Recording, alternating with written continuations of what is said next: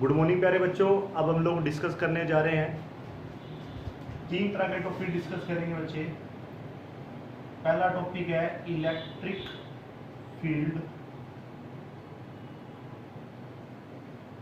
Due to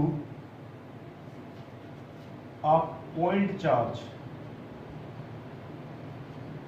पिछले topic में भी हम लोग इस चीज को डिस्कस कर चुके हैं वैसे, बट देखिए बच्चे, अगर आप लोगों के पास एग्जाम में ये क्वेश्चन आता है, find the expression for electric field due to point charge. ठीक है, देखिए बच्चे एक बार चीज को समझिए। As we know that electric field is equal to force by test charge, यही है। But F due to force due to point charge. Point charge के कारण बेटा फोर्स कितनी होती है? बेटा ये नहीं होती क्या? ये हमने किया है, कूलम्ब्स लाइन वेक्टर फॉर्म के अंदर किया है बेटा। वहां हमने 2-1 के हिसाब से किया था, फिर यहाँ 2-1 लिखा था। वो हम लोगों ने खुद ने माना था कि एक R1 वेक्टर एक R2 वेक्टर है, हमें वेक्टर फॉर्म में लिखना बेटा। ये रहा वेक्टर फॉर्म में मैग्नीट्यूड और डायरेक्शन। 2-1 लिया है, 1-2 लिया है, 3-2 लिया है, जो भी लिया है उसके हिसाब से ये एडजस्ट हो जाएगा। ठीक है, आपको बच्चे यहां तक का ड्राइव करना आता है।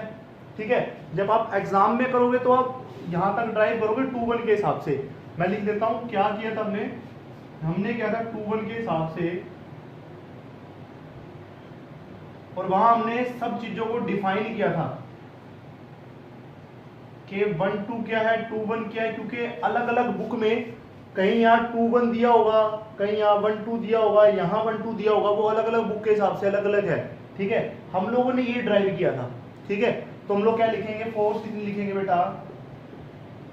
1/4 pi epsilon naught Q naught by R1 minus R2 vector के मैग्नीट्यूड का cube R1 minus R2 vector, हम ये लिखेंगे बच्चे। ठीक है, अब आपके माइंड में क्वेश्चन आ रहा होगा कि सर एग्जाम में हमें ये डायरेक्ट लिखना है। डायरेक्ट नहीं लिखना है, पहले आपने यहां तक ड्राइव करना है इसको, जो कि कूलम लाइन वेक्टर फॉर्म में आपने ड्राइव करना सीखा है। फिर आप लिखोगे as we know that E is equal to F vector by Q naught. ठीक है, फ्रॉम इक्वेशन लिख देना, क्योंकि ये आपकी इक्वेशन बन चुकी होगी। ठीक है, यूज 2 in 1, मैं 2 को 1 में बेटा यूज कर रहा हूं। तो देखिए बेटा कैसे करूंगा, तो हमारे पास बेटा इलेक्ट्रिक फील्ड बेटा क्या आएगी? इलेक्ट्रिक फील्ड वेक्टर आएगा बेटा force vector 1/4 pi epsilon naught Q naught by R1 minus R2 vector के मैग्नीट्यूड का क्यूब और R1 minus R2 vector divide by Q naught. ठीक है बच्चों, क्यू नॉट से क्यू नॉट कैंसिल हो जाएगा और हमारे पास बेटा रिजल्ट कितना आएगा? हमारे पास रिजल्ट आएगा electric field due to point charge is equal to Q/4 pi epsilon naught 1/R1 minus R2 vector के मैग्नीट्यूड का क्यूब और R1 माइनस R2 वेक्टर। ठीक है बच्चों, ये हमारे पास बन जाएगा सारा total expression.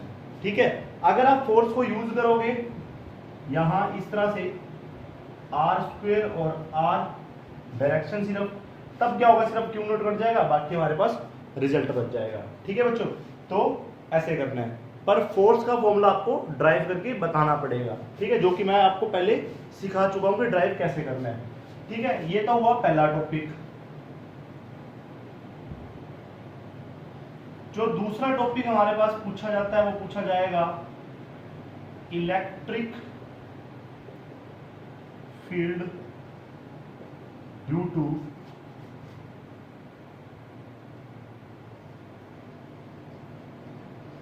Group of charges.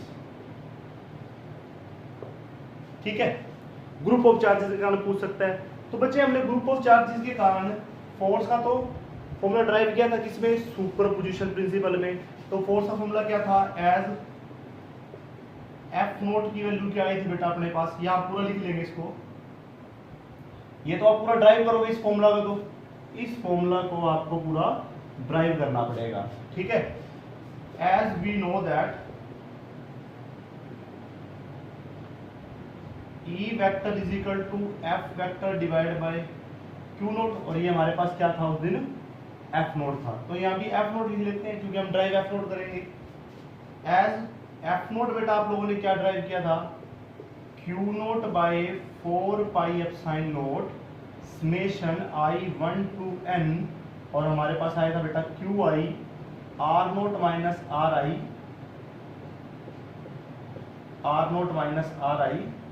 Vector, ठीक है बच्चे। तो हम लोग क्या करेंगे, इसको 1 नाम दे देंगे, उसको 2 नाम दे देंगे, ठीक है। जब आप लोग इस क्वेश्चन को ड्राइव करोगे तो ये इक्वेशन आपकी पहले ड्राइव हो जाएगी, तो उसको आप पहले 1 नाम दोगे, उसको 2 नाम दोगे, वो आप लोग एडजस्ट कर लेना, ठीक है। यहाँ तक का डेरिवेशन मैंने आप लोग को सिखाया हुआ है सुपरपोजिशन प्रिंसिपल में। ये तो ड्राइव कर लेंगे, सिर्फ वैल्यू पुट करनी है किसके अंदर, 1 में, ठीक है। तो हम लोग कैसे पुट करेंगे,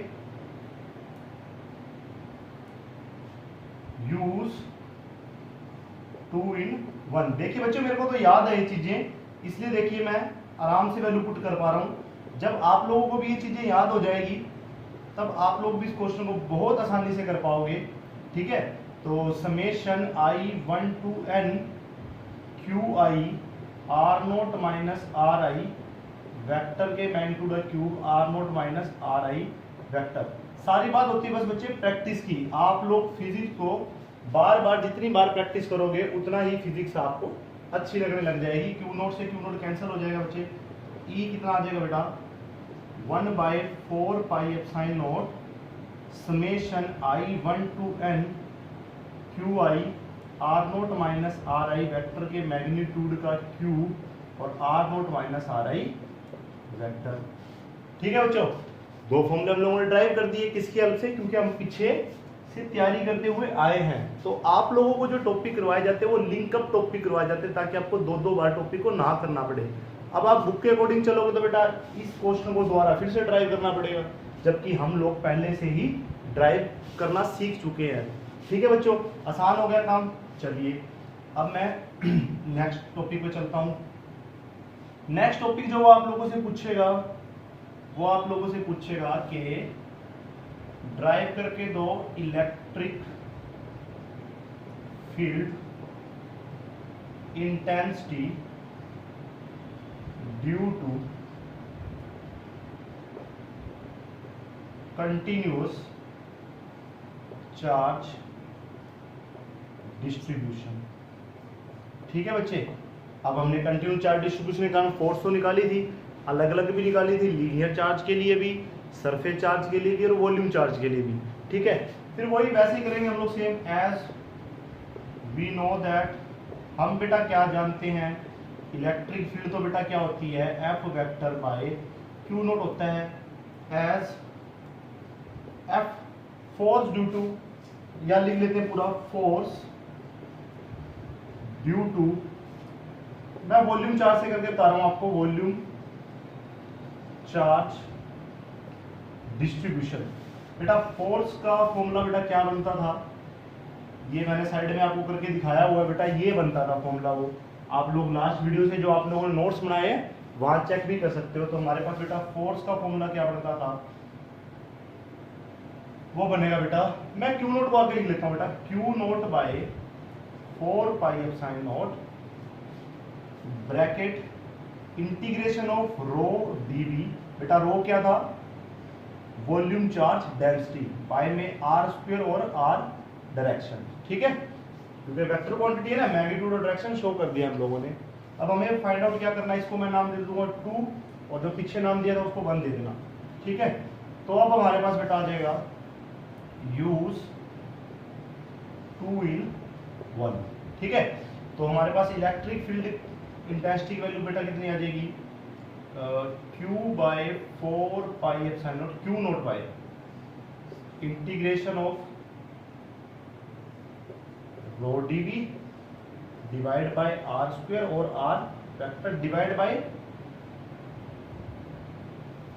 Q नोट, कैंसिल आउट हो जाएगा।